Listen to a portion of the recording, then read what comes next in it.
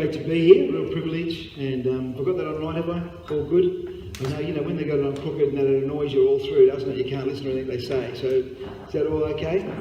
Cool. Alrighty, well, it's a real privilege to be here this morning, and what a great time I've had already with the worship, obviously, but also different things that have been shared. There's so much going on, isn't there? It's always trying to find that balance of being a good steward of time, but yet giving opportunity for what needs to happen and for the family to get together. Because that's what this is, isn't it? It's family, really. And so if you're visiting, welcome, and it's a real pleasure to be here and to be connected with the church here. Mark and I, for years were friends as well as ministry together, so we did a lot of years just journeying through life and faith and all that, and it was really a privilege, and I guess it was a great season of our life, and anyway, it's great to be here this morning. Good to have Jackson with me, my son-in-law. It's those times you get in the car and you can sort of say, so how are you going looking after my daughter? No. I know, I see that, and it's such a blessing to us. So we really enjoyed some time together. We went up to Sydney yesterday, as you've already heard, for our emerging leaders. And what a joy that is. Like, I just love ministering to anyone, but it's really great to just get with a group of young adults, in that age group. It's a pretty broad age group. People say, how old are they? And they say, well, whatever. If they feel young, come along. We don't kind of get too tight about it. But it's like late high school through the 20s. And when you get a group of young people together who just are really on fire for God, and they're kind of, we're all at crossroads at different times, aren't we? But they're at an important season where there are many crossroads for them. Relationship, career, study, where am I going to live? Am I going to buy a house? All those things. Like, there's so many. And then there's obviously the day-to-day things too. So we did a day on just being led by the Spirit. There was a real joy. Like, we opened up the scripture, said, is this something that God wants for us? And we really looked at the heart of God who wants to lead us, not just in those crisis moments or those, not crisis, but critical moments, important moments, but just every day. And we shared the scripture about guiding us with his eye. And I've got to be real careful right now, because I'm just going to get onto that and that'll be the end of our time. But anyway, so he'll guide us with our eye. And isn't that a beautiful picture of just doing life with him? He just loves us through relationship and intimacy with him. We get to just recognise his voice, obviously, because that's part of it, isn't it? The shepherd's voice. We know the shepherd's voice, he speaks.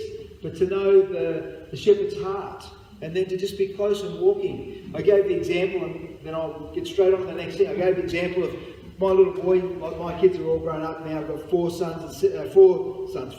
adult kids. I hope I've got 4 sons because he's married to one of them. But anyway, we've got four adult kids and 7 grandchildren, which has kind of been a bit of an explosion of late. And but my little bloke Ash, when he was young, he'd be sitting with his mum about over here somewhere, second row. Just so he couldn't run away. He got kind of trapped in that second row. And so then I'd be preaching or whatever, and I could see him just mucking up, pushing the boundaries over here a bit with mum. Well, I didn't want to stop and say, right, everybody, and embarrass him in front of everybody. But what I learned to do, obviously, through relationship, him knowing what I expected, knowing my heart, I could kind of glance over and I could guide him with my eye. Anyone know what I'm talking about? Yeah. So I don't know about you, that kind of can be a funny thing, but it really helps me understand that scripture about, I will guide you with my eye. He loves to lead us and he'll guide us with our eye. And it's something that becomes part of everyday life, isn't it? Prompts us, guides us. We know his heart. We know what he loves. We get to learn the signals, you know what I mean? If you know what I mean? And so it's a great thing. And it's not like there's a formula, otherwise it wouldn't be relationship, would it? It's got to be kind of organic and something that happens and is a living thing. Anyway, so that's my first sermon for today. Now, Mark asked me, we talked some time back about coming and sharing a little bit about, because some of you, say new to the CRC or new to our church here at Momentum, Canberra, some of you know the connection, some of you have been to Narandra for our Bible school, so you know, but some don't. And we thought it would be really helpful and a good thing to do as family to just share a little bit about what you're part of and how that all works, all right? So the second part of what I want to get to will be that. And it's a little bit practical, and you plan it a long way ahead, and then suddenly you realise there's going to be visitors, and Mark said, he's really excited about having family come to be here today and all that. And you think, well, we made a mistake, what have we done? But God knows, doesn't he? He knows ahead of time. So I kind of feel like that even when we get to that part, in one sense I want to say sorry and please bear with us, but the other part of me says, will you take the journey with us? And it's not bragging about CRC, and it's not talking about momentum, but it's just talking about this is the family that we're in. And if you're not part of the family, get excited with us, because there's some really good things I think that are there, that are in our hearts and in the way we do things, and so we can maybe just be inspired together. Is that all right? So I guess in one sense I want to apologise and say bear with us, but in the other sense I'm saying, hey, let's believe the timing of God is right, that we can actually be inspired by what happens. So a little bit, first of all, just to open up a scripture and share a word with you. I'll keep that fairly tight, but I kind of really feel it's right for this morning, so I feel like there's a sense of a prophetic edge to it, to speaking into you this morning, if that's all right. I don't even really need to say that, do I? Because in any case, if you're going to open the word, you believe it's what God's got to say, is that right? But I guess it helps sometimes just to get your attention and say, I feel like there's something for you this morning in the first part, and then we'll open up the more practical stuff afterwards and hand out a couple of things which Jackson will help me with. He didn't come just to do that, but because he's here, he's going to be handy for that too. All right. So Nehemiah is where I want to share. It's always been a favourite passage of mine, and the difficulty with opening up, like I'm thinking about what to share, and I'm feeling like prompted towards sharing a couple of thoughts out of Nehemiah, and then I'm thinking, no, because like Nehemiah's very familiar, and people say, oh, we go Nehemiah again, or something. I don't know, is that what happens if you've heard lots of stuff with Nehemiah? But I think there'll be just a couple of things that I can draw out that I think will be just relevant to where we're at today. And I won't look at the whole story, so if you turn to the beginning of Nehemiah and kind of get ready, what we'll do is we'll make a few points and draw a couple of verses out of the first number of chapters, a little bit of a passage, a little bit of a verse, and we'll take the journey together. If you can keep up with me, you'll be doing really well. All right, and so I guess my thoughts really came out of the fact that one of the enemies, I think, of church life can be passivity. And I don't mean to start on a negative thing, but we all know what that's like, don't we? That kind of, in fact, communion. I appreciated Bruce's thoughts this morning, because I often think of communion as something that's been the God in his understanding of what we're like. He instituted it to say, from when he ascends to when he returns, here's something I want you to do. So it's like, it's remember and it's anticipate. And he brought that out beautifully this morning, because I think that's a really important thing to realise that in this season, God kind of knows something that was going to be helpful to us, and he said, what I want you to do is, as often as you meet, and that's not a lawful thing, but it's the idea is, let's do it regularly when we get together. Let's take these emblems and remind ourselves and anticipate, and celebrate, great three words, of all the reality that we're experiencing. We can't go through all of that, because that's why we have to do it often, because every time we say a little snippet of what it's about, and I don't know, it never gets boring to me. I don't know about you. At home we have just anyone really who wants to, probably within reason, but I don't think we've ever said no to anybody. We just say, anyone who wants to, just prepare, we'll put you down, and you can share a 3 to 5 minute reflection about communion and what it means to you. Well, I tell you, there's some of the most exciting parts of our service. Apart from the fact that I see these people get up with their knees knocking behind the thing, and I have a bit of a chuckle, because that's what we have to do every week, isn't it, Mark? I don't know how long we've been doing it for. The knees still knock a little bit, and that's okay, because that means you're not just trying to do it yourself. You're saying, Lord, you've got to help me today. Is that right? So that's good. So Mark's knees never stop knocking. Have a bit of a chat to him, because he's probably just doing it himself, right? So we don't want that. But you know what I mean? So anyway, they get up and they just all share, and you know that they've really thought about it. Like, this is a 3-minute message, 2 months notice, and they're thinking about it, and it's going to be a gem come. And we do so many beautiful things. But the whole thing of that is that it kind of just keeps his love for us, our identity, like who we are, the fact that we're forgiven and we're free, and all the things that we just need to be reminded about, just keep on coming our way. And so I think what it does is it stops passivity, doesn't it? Because, I don't know, people describe it this way, they say we're like a vessel that needs to be kind of filled and overflowing, but what happens is there's a little pinhole, and it kind of leaks away. If you don't ever if you just ignore it, it just becomes emptier. Is that right?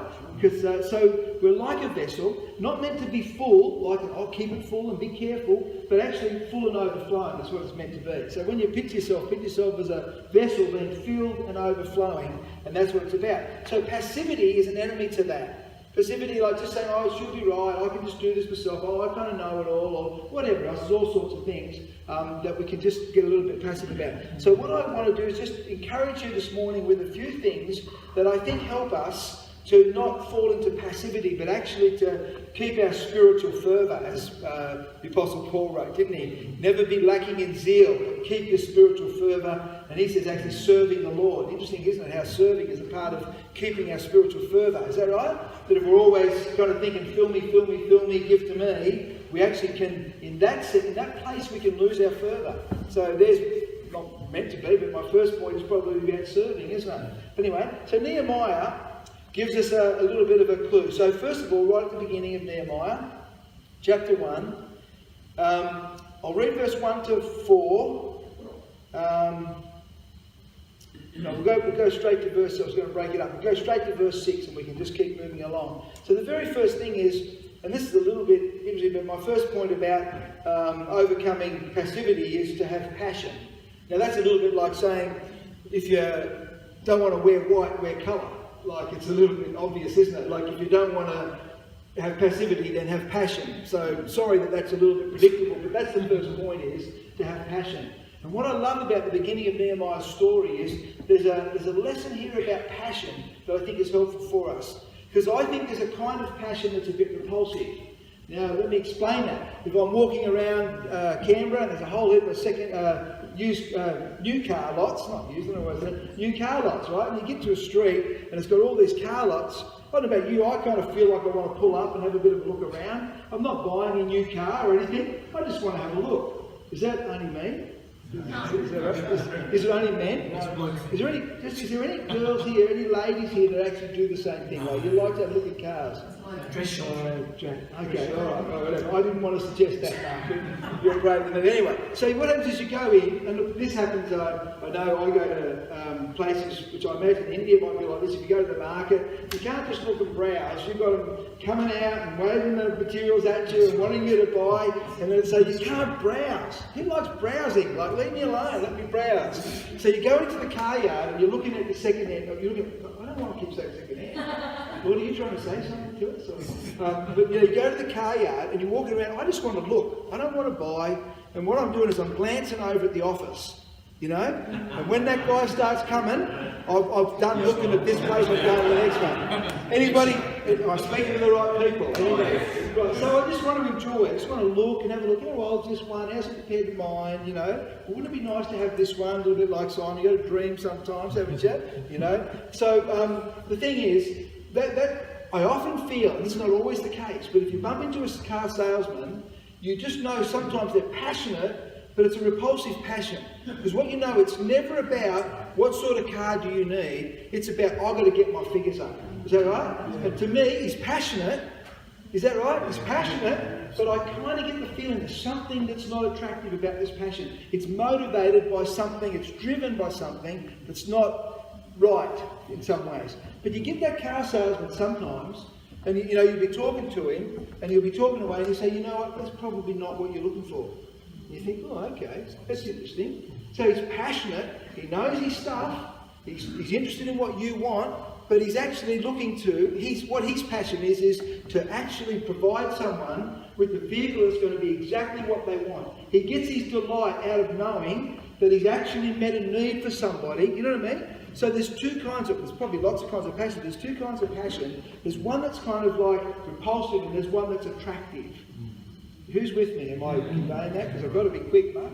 No, you didn't tell me. But I know I've got to be quick. All right. So the thing is here, I think we can learn from Nehemiah not just about passion, but actually the best way to let passion happen. And that is to actually to have your focus on something that you love, something that you are committed to, like have settled in your heart. What is valuable to you? What is important to you? What is precious to you? Do you know what I mean? So as Christians, what we can do is we can just get to know God and just to love Him. The psalmist says, behold His beauty. Beauty is really, you can't see him, so beauty is more than just what we see. Beauty is what actually attracts us, isn't it? And so he says, behold his beauty. Be deliberate and think about what is it that's beautiful about him? What is it that attracts you? So then as you do that, like, as you, through the Word, through the Spirit, through getting together, through listening to preachers and whatever else, by all sorts of means, you get to know what God is like, and there's something you get drawn to his heart, and you get drawn to his mission, and you get drawn to his purpose. And so there's this passion that rises out of, in a sense, like an indignation or just a value system or whatever. Now, in our town, I can drive up and down the town. Like, the advantage of ministering in a small town and being there a long time is, we use this language. We have so many people turn up on a Sunday or whatever, but that's never a measure of what we're doing in the community, I mean, it's good when there's lots of people, you feel a bit encouraged, excited, whatever, but we've learned never to measure by that. But what we say is, together with the wider church community, we passed the 5,000. That's what we say. And when we kind of send our stats in, to the... I really love one day, and I'm kind of at the other end reading some of these, so I kind of feel like I better not do this. But one day I'd just like to write, how many people in your church? 5,000. And honestly, to be honest, I believe that. You get me? It's not about how many. You know where I'm coming from. I don't have time to kind of make sure you don't misunderstand me. But that's what I'd love to do. Because it's never about just one event or one thing. It's about, who are you ministering to? Who are you loving? What are you doing? You know what I mean? So who are you reaching? And so for us, it's like, we just love the community. Now what I do is, when I drive down the town, I kind of feel like, we're kicking a few goals, some good things are happening. I drive down the town and I see so many people who just don't know the Lord. I see kids who I know are damaging themselves. Families that I know are just really going through a lot of hardship, because I know a lot of them. And I just think, you know what? Part of me wants to say, this is too hard. We've been doing this for a long time and I've done. But the other part of me says, you know what? These people belong to God. And God's given us a mission. And he's given us a love for this community. And something rises up, a passion rises up, that I really identify with Nehemiah here. It's driven by just my love for the people, my love for the community, my understanding that God loves them and that God can do anything. I kind of listened to a song a couple of years back, and it's just it keeps coming into my mind all the time. And it's just, one touch from the King changes everything. Now I know that's a saying, it doesn't have to be the song, but it just comes into my head all the time. One touch from the King. So I'm working away and I think, if I try a bit harder, maybe I can do better. And then I think, hang on a sec, that's silly. One touch from the King, one breath from the King. Things can turn around, like in a family. I don't mean like I'm going to turn up at Sunday one day and 5,000 are standing outside the door, to be honest. Turn the mic off. I hope that doesn't happen. Right? Because that'd be too hard. We'd lose so many of them because we just couldn't, but if we're just there in the community and it's just permeating through the community and, God's just doing what he's doing and he's loving the community. Has anyone got my drift? And so, this is only point one. Okay, so the thing is, there's a passion. So let me read it. It just says, the words of Nehemiah, the son of that fella. It came to pass in the month of Chislev, in the 20th year, as I was in Shushan the citadel, that Hanani, one of my brethren, came with men from Judah. And I asked them concerning the Jews who had escaped, who had survived the captivity, and concerning Jerusalem. Some of you know the story and some may not, so you can have a read later if I'm going too quick for you. And they said to me, the survivors who are left from the captivity in the province are there in great distress and reproach.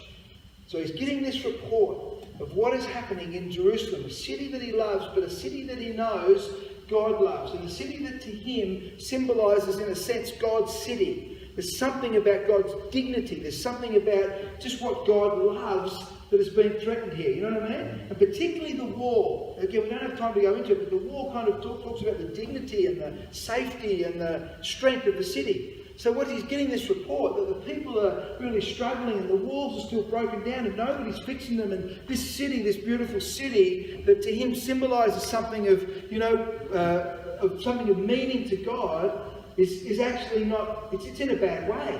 So he could have said, oh man, it's too hard, like probably everybody else had done and seen the problem, but something inside of him just gets stirred. And he just says, I've got to do something about this. You know what I mean? And it gives him the courage to go through all that he needs to do to get the permission to go and to whatever else, which we don't have time to talk about. If you read the story, you pick it up. Just his heart. And so then what he does is his passion drives him to do something.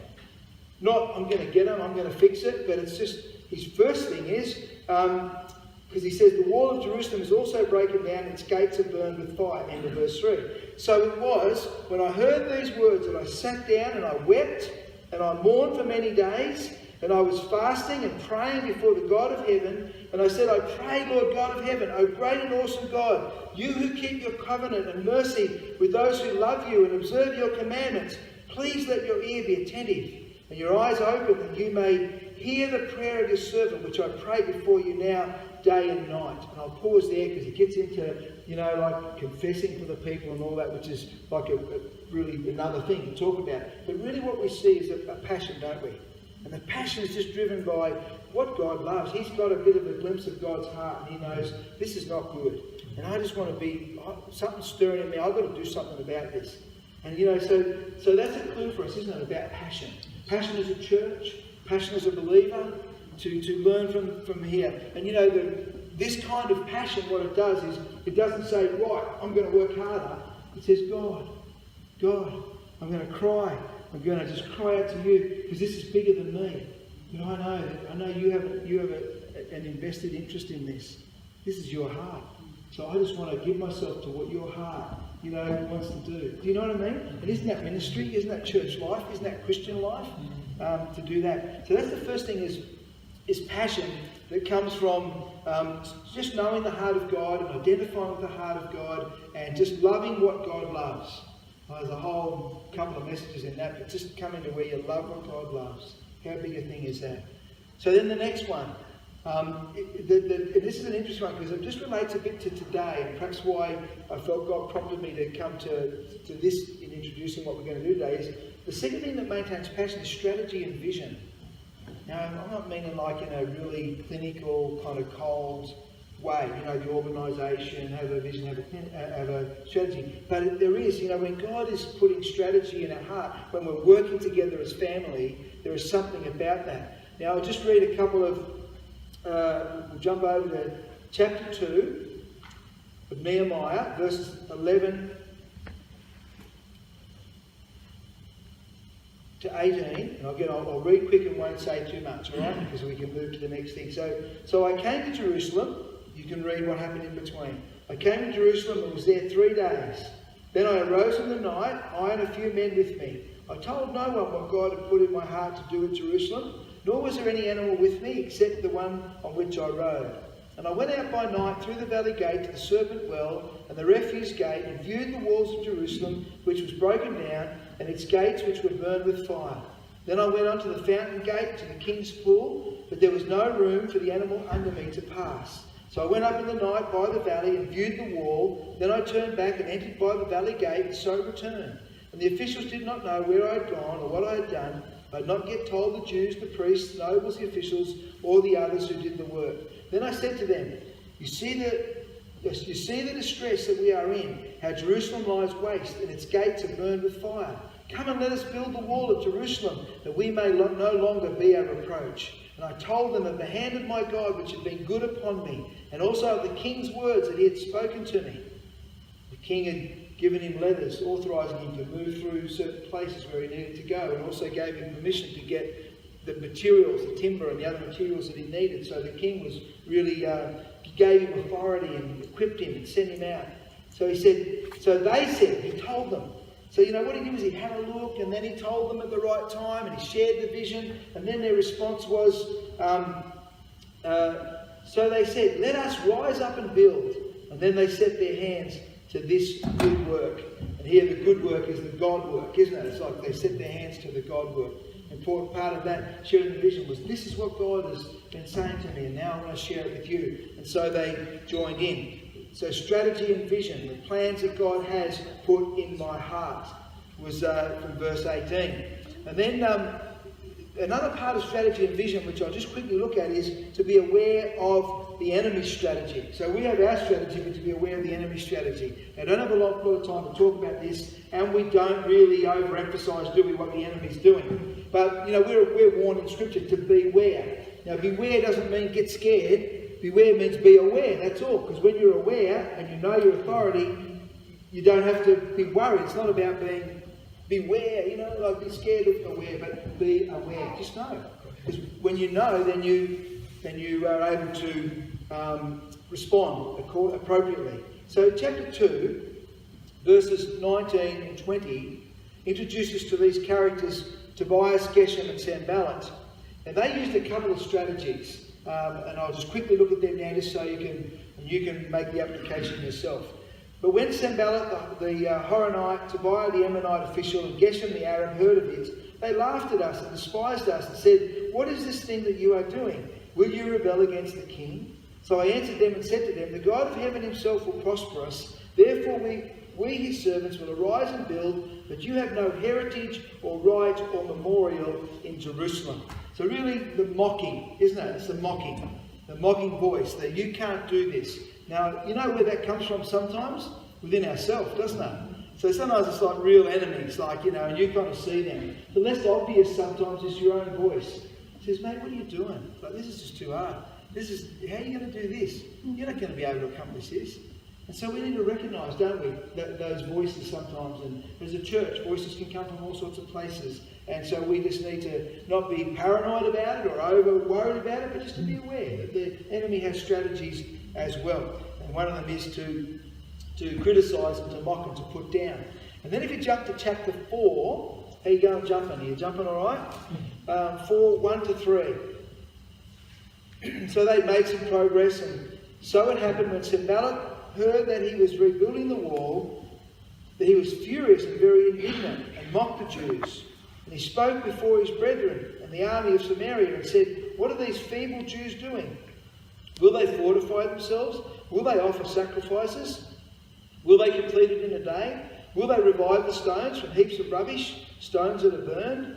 Now Tobiah the Ammonite was beside him, and he said, and I love this sentence, I always remember this sentence, "Whatever they build, if even a fox goes up on it, he will break down their stone wall." I know, it's almost humorous, isn't it? Just the mocking and the statements about how hard it is and how futile your work is and whatever else. And so that's one of the things the enemy tries to do, is to put down and to mock. But as they worked together, and as they built, and part of the strategy was in chapter 3, if you read it, you kind of think, why is chapter 3 there? Because the whole chapter is devoted to saying, well, this family built this bit, and this family built this bit, and this family built this bit. And you think, that's enough, we've got the point. No, this family built this bit, and this family built this bit. But I mean, I think it's just like a really absolute, definite, exaggerated expression of, if everyone just does their part. This is a huge job, but if everybody just does their part, if everyone's just faithful in their part, they're close together and they're working together, but we're all different, we've all got a different part to play. You get me? It's a beautiful picture of just every family just working, every family's working. And so they're mocking, saying, "You'll never do this," but each family's just working, just doing their bit. And then it says, again, you have to read the story, but it says where they got to, the whole wall was built but half the height, right? So all the bits started to join together. It's starting to look like a wall, Before it was just a few bricks and a big job. But now it's starting to look like a wall, not built, halfway. And so what happens, it says the enemy then had to change his tack. Because he'd been mocking and criticising. Now he's seeing some fruit coming. And so he's got to turn around the other way. And so what he does, in chapter 6, verses 1 to 9, we're nearly done, we'll kind of get onto our other part in a minute. Now it happened when these three characters we've been talking about, Sanballat, Tobiah, Geshem the Arab, and the rest of our enemies heard that I had rebuilt the wall and that there were no breaks left in it, though at that time I had not hung the doors and the gates. But Sanballat and Geshem sent to me saying, "Come, let us meet together amongst the villages in the plain of Ono." But they thought to do me harm. So their tack now is, instead of mocking and criticising, it's, "Hey, come and let's come and have a chat." It's distraction now, isn't it? Like it's acceptance and warmth, and come and have a chat. And so I sent a message to them saying, again, I love this. I remember at one time, maybe if you remember, at one Bible school we had a banner up on the wall, and it was just this: "I am doing a great work." So it's not him boasting, "Well, I'm doing a great work, I'm Nehemiah." He said, "No, I'm doing God's work." That's what he's really saying. He's not talking about himself. He's saying, "I'm doing a great work. This is the work of God, and I'm not going to be distracted. Oh, just come and talk with us. Come and have a chat with us, No. I'm doing a great work. We cannot come down. Why should the work cease while I leave it and go down to you?" You see the different tact? And again, we have to sometimes be careful with who wants to distract us. What things want to distract us. In Miranda and Mark and his family, would remember this, like Mark's dad Neville, Bruce's brother, was someone who was really a key person at this time when there was a lot of negativity about a new church coming to town, you know, whatever. And Neville was someone who I believe was always spoken of as being the one who extended the first welcoming hand from, you know, from the Christian community to a new Pentecostal church coming to town. And we have our 50th anniversary next year, so that's when that happened, right? And so what happened was, you know, even the town, apart from the Christian community where you'd think you might find some real support, but there was opposition, in the community itself was like these weird churches. They make people sell their houses and they swing from chandeliers. You've heard all those things. But they speak in tongues like stuff. You'd think people want to come over and listen, like you'd think they'd be curious. But instead they'd rather make up stories and talk about it. So I kind of came into the church about this time as a young bloke. Just out of school, got saved in 75, left year 12 in 77, and I've been there in the church ever since. That's a long time. But what happened was there was a shift in the community. And now what happens is the community probably wouldn't hold an event if, you know, the church community wouldn't hold an event unless we were able to be part of it. You know, because they just respect the contribution that we make. And then in our community we've had a few awards. We've got a Premier's Award. The State Premier some years back came to town. The council had a civic function. They invited us along. They told our youth leaders to get a tie, so they went down to Vinnie's, and Vinnie sold more ties in one day than when they'd ever sold before. And we turned up at the council chambers and we didn't even really know what was going on. And they wanted to give us an award for our youth work in town. Now, I don't even know that it was that good, but we didn't tell them that. Like, they thought it was better than it was. But, you know, and what we did then was we had to have a discussion. We had to say, guys, we need to talk about this. Because you know what, when we kind of felt like everyone was against us, we kind of said, no, God's in this, and we worked strong, you know? And God used the church and did great things, and we chose not to have a bad attitude, to love our community, and let God prove things himself. You know what I mean? That was the heart of it. So now we had to have a different conversation. Let's not let favour in the community water down what we're about. Let's not be so desperate to keep the favour that we're now enjoying that we're actually going to stop saying what we need to say and doing what we need to do. Do you know what I mean? And actually popularity or acceptance, I know popularity is a bit the wrong word, but acceptance in the community actually became our enemy a little bit. You know what I mean? And we had to be careful that we didn't come down and talk with us. You know, come and talk with us. Let's have this event, but we don't want that. We don't want that. Now I remember the council one time offered to, oh man, I'm getting distracted, offered us some money to help with our youth work. And I remember going to the council, standing up in front of the council, and I know it happened real sweet. It wasn't like I had to be there with, you know, my heart racing. I had a relationship with council, I've been working there for a while. So I just stood up and said, look, we're really grateful, you know, but if we can't offer faith as a part of what we talk to our young people about in this community, then actually we're not really doing what we think is going to actually be best to help the young people. So it wasn't about we want to talk about God, it was like we're not really going to help them. We're not really going to help them if we can't talk about faith. A couple of councils stood up and said, no, we totally agree. Shirley Hocking was one. A couple of others stood up and said, no, we really agree with that and we believe that's what you do well. Because they had the courage to stand up, a few others said, and then they said, no, that's fine. We'd like to give you some money for this project and that project. You know what I mean? But we had to say, we're not going to do it, you know, without what we feel is important and valuable. Anyway, to get sidetracked on that, but this is about passion, and this is about strategy and vision, and being aware of the things that can distract you, you know, in moving forward. And if you've got no strategy, no vision, then you're easily distracted. Is that right? So this is really important. So some of the things we talk about a bit later, I think, will inspire you, and will help us to say, this is what we're part of. Isn't this great? This is what we value. This is what we need to continue to value and help to be a checking point for what we do. All right, and the third one, which I can be really quick about, is fellowship. You know what keeps you passionate is fellowship. You know, when you're running alone, you know, Brendan's a great example of this, so I don't need to say too much. You know, when he recently ran from Canberra to Narrandera, you know, people say it was downhill, but it was actually uphill all the way, because Narrandera is like it's the pinnacle of New South Wales ACT, so people say you're going to go down to Canberra. We always say we're going down to Canberra, we're going down to Sydney, you know? This is on YouTube. Oh, is it? But we love Canberra. We love Canberra. It's the capital of Australia, and it's a beautiful place. And anyway, all right. So sorry. Yeah, we love Canberra, but Narrandera's just better. Okay. How do you go? Can you delete a bit? So anyway, so the thing is fellowship, and I've already talked about chapter 3. I believe just working together, each person doing their part, but they were close by. And when threats, if you read the story, you see threats began to happen. They're going to come and get you and whatever. You say, you know what? But they just worked together. They were mindful of each other, just working together. And then they had a bit of a strategy where, they'd have some with a sword, some with a trowel, so they would be working and watching. You know what I mean? But it didn't stop the work. And so there's something beautiful about fellowship.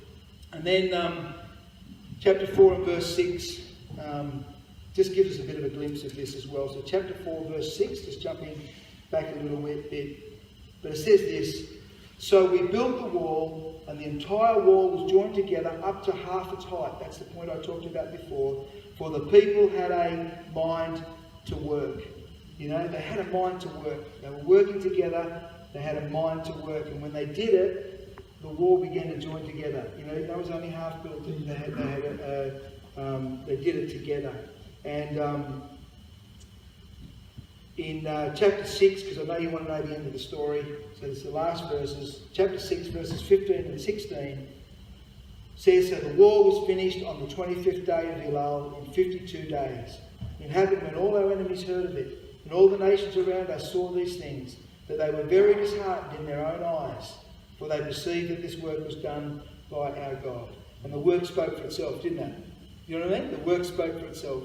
And that's what we have to believe, don't we? We believe that we've got a part to play in our community. We're not the only one, but together with the wider church community, we're making a difference. We have a part to play as a church family. And so we maintain our passion by, knowing what God's heart is and fighting for God's heart and aligning with God's heart, because that will motivate us to keep our passion for the right reasons. It's never about, we've got to grow, we've got to do this, we want to send our stats in, we want to, whatever, all the things. But it's about, we don't want to compete, we just want to find what's our role that we can be found doing what we're meant to be doing as faithful stewards. And then strategy and vision, which is so important, and fellowship. Alrighty, so Father, thank you for this church, and thank you for our churches that are able to work together, that are stronger because we're a fellowship of churches together. It's not just about us, but Lord, there's something about being part of family. But then, Lord, families that work together are able to do a great thing in our nation. And so we thank you for all that happens and all that you enable us to partner with in a divine way in the city and in our communities and in our towns and across the nation and obviously out into the nations of the world. Lord, I thank you. I think we can't do it on our own, but Lord, when we work together, when each one does their part, Lord, just like in the story of Nehemiah, Lord, amazing things can happen. Lord, and we know one touch from the King, Lord, just changes everything. We thank you for that. Lord, let that resonate in our hearts today, that we might never be passive, but be passionate about what you're passionate about. That we might embrace your strategies and vision, and that we might, in fellowship together, be stronger as we're back to back together in what we do. So thank you for that. In Jesus' name, amen.